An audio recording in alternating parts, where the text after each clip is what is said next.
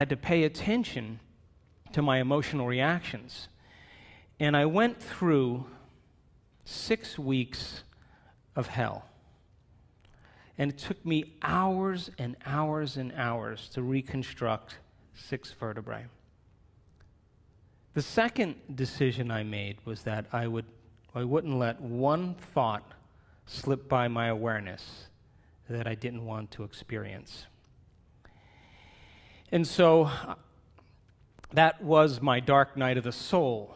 And I was weighing everything I knew intellectually, philosophically, for some type of experience in my life. That if this philosophy was actually true, then I should initiate it and I should have some experience. And so every morning I woke up and I would reconstruct my spine. It would take me between 2.5 and 3 hours to get a very clear image. And I would direct my thoughts and keep practicing over and over again. And right around the 6th week, something amazing happened. I went through the whole mental rehearsal from start to finish. And I got through the entire thing without losing my focus, losing my attention. I was present with the whole thing. And when I got through it, it was like hitting a tennis ball right in the sweet spot. It was like hitting a golf ball just right or cooking a really good meal. Something clicked. And from that moment forward, I knew that I was onto something. Because from that point forward, what took me 2.5, 3 hours to do, I was able to do it in about 1.5 hours. And my time kept getting shorter and shorter. I didn't know it at the time, but I was increasing my level of attention. And I was wiring the idea of perfect health into my brain. And now that I was able to do it in 1 hour or 1 hour and 10 minutes or 15 minutes, I had all this extra time on my hands. So I would start to think about what it would be like to see a sunset again. You know, I just took it for granted my whole life. And all I wanted to do was just go to the beach and watch the sunset. Or sit up and have lunch with my friends again. Or use the shower. Just do the common things that we all take for granted. And I would reconstruct my spine, and then I didn't know it at the time, but I would begin to select different potentials that existed in the quantum field. And I would intentionally observe that outcome, and then I would emotionally embrace what it would feel like to be in that future experience in the present moment. And what I was doing was I was marrying a clear intention with an elevated emotion, and my body, as the unconscious mind, began to believe it was in that future reality in the present moment. And I was literally signaling new genes in new ways because my body didn't know the difference between the actual experience in my life that created the emotion and the emotion that I fabricated by thought alone to my body. It was in the event. And so all of a sudden, I started noticing some very significant changes in my body. I started to have much less pain, and it started to be like a volume control. It just got less and less every day. And I started to notice a lot of the neurological symptoms that I was having was changing. And the moment I was able to correlate what I was doing inside of me that was producing some result outside of me, I paid attention to what I did, and I did it again. And I kept doing it. Right around the 10th week after my accident, they told me a few weeks before that they were going to cast me from my chin to my hips in a brace, and that if I was ever able to walk or sit up, I would have to wear this brace because the weight of my body would cause the vertebrae to collapse and I would be paralyzed. And anyway, I woke up at 10.5 weeks, and I don't know how else to describe this, but I woke up that morning and I knew that was the day I was going to stand up. And I walked back into my life.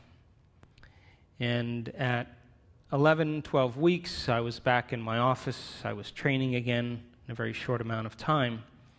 And in that time of those 3 months where I was being initiated into something, I made a deal with myself. And that was, if I was ever able to walk again, I would spend the rest of my life studying these concepts. And it's interesting for us as human beings, Greg has said it time and time again this morning, that in order for us to wake up, we need a wake-up call. And for me, that was my wake-up call. And I returned back into my life in Southern California, and I wasn't the same person. I couldn't complain about anything with my friends. What was I going to complain about? I was the happiest guy in the world. I couldn't connect with people around the same things that were once valuable to me because I was different. And I had a lot of time to myself to think, a lot of time.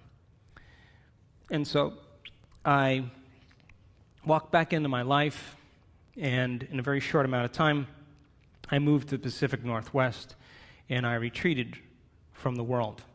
And I studied spirituality, and I wanted to understand what this idea is. Who am I? As you learned this morning. And what am I doing here? And what is this all about? And got very, very passionate about science. And as I said this morning when we started, science to me is the contemporary language of mysticism. The moment you start talking about tradition or culture, or you talk about religion, you divide an audience, but science tends to unify a community. And if it's explained in a simple way, then it empowers people about themselves and to begin to come out of their resting state and apply it to see if you could have the experience of that philosophy so you can understand the truth or the wisdom behind it. And so after a period of time, I started getting very antsy, and I wanted to see if there were other people around the world that were sick or diseased in some way, and if they were treating conventionally or unconventionally, if they got better all of a sudden. And I wanted to know what the cause was that produced that effect. So I traveled to about 17 different countries, and I interviewed people that were diagnosed with cancer and diabetes and heart conditions and rare genetic disorders that medical science had no solution for, lupus and MS. And all of a sudden, these people had a very quick change in their health. And I wanted to know the correlation between the cause and the effect. And I started writing my first book called Evolve Your Brain, The Science of Changing Your Mind. And I was very passionate about the neuroscience of what people did in their mind. And so right around that time, the movie What the Bleep came out, and Will Arntz, the producer, writer, and director of What the Bleep, approached me and said, do you want to be in this movie? This is what it's about. We're going to marry quantum physics with neuroscience, with neuroendocrinology, with genetics. We're going to tell a story about emotions and past and how people perceive their reality. So I didn't think anything of it. I said, yeah, sure, I'll be in it. And they kept calling me up after the movie was done, and they kept saying, you're going to be a rock star. And I kept saying, I don't want to be a rock star. They kept saying, you're going to be a rock star. I said, I don't want to be a rock star. And the movie became an overnight sensation around the world.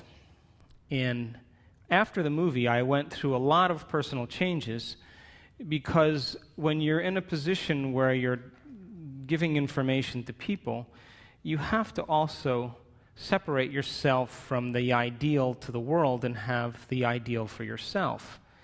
And I reached the point where I was so busy that I wasn't actually even practicing everything that I was talking about.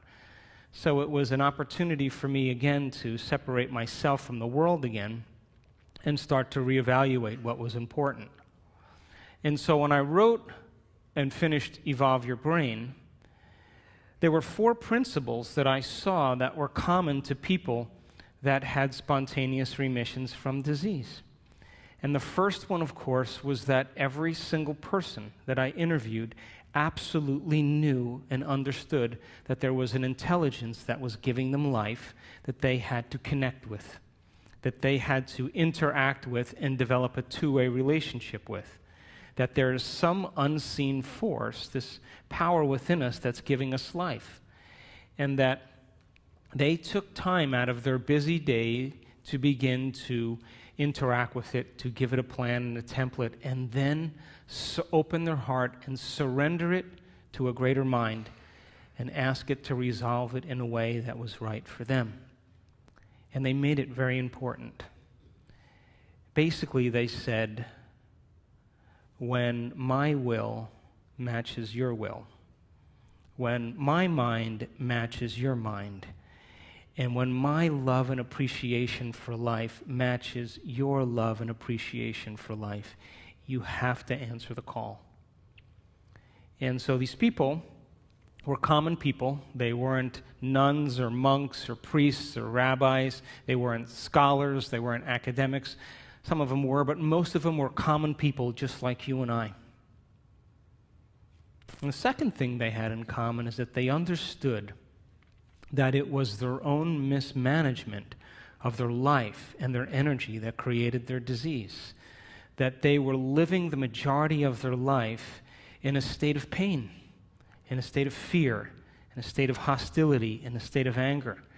And it was those emotions from past experiences that they were still carrying around with them, and those emotions were driving certain thoughts. And those thoughts were reinforcing certain emotions, and those emotions were driving the same thoughts. And the way you think and the way you feel creates a state of being. And I say that thoughts are the language of the mind and the brain, and feelings are the language of your body. And how you think and how you feel creates your state of being. And so these people got caught up in the cycle of thinking and feeling in the same way for so long that it became their familiar state of being. And they said that they had to break the habit of being themselves. That the redundancy of that cycle of thinking and feeling and thinking over time conditions your body to memorize that state as well as your conscious mind. And whenever the body becomes the mind, that's called a habit. A habit is when your body is your mind. Now, 95% of who you are by the time you're 35 years old is a set of memorized behaviors and emotional reactions, beliefs and perceptions that function just like a subconscious computer program. So when people get about the business of change, and they're going to use 5% of their conscious mind to go against 95% of what they've memorized subconsciously, for the most part, the moment the person has a stray thought or reacts to something in their environment, they return back to the same self, and the program begins to run again. So if a habit is when the body becomes the mind, then to truly change then is to be greater than your body, to be greater than the emotional memories and addictions and habits and behaviors that keep us restrained to the same self. Now, what I learned from these people is that when we go from the old self to the new self, we have to cross this river of change. And the moment we no longer think the same way, or no longer act the same way, or no longer feel the same way, the moment we begin to become conscious of our unconscious self, that's the moment we step in the river of change. And the moment we step in that river of change, we no longer feel like ourselves any longer. And for most people, the moment you don't feel like yourself, your body, which has become the mind, sends a signal back to the brain to cause you to think equal to the way you've been feeling for the last 20 years. And so when we break that chemical continuity, the body as the mind wants us to return back to that familiar state of being. And if we listen to those thoughts as if they're true, those thoughts will always lead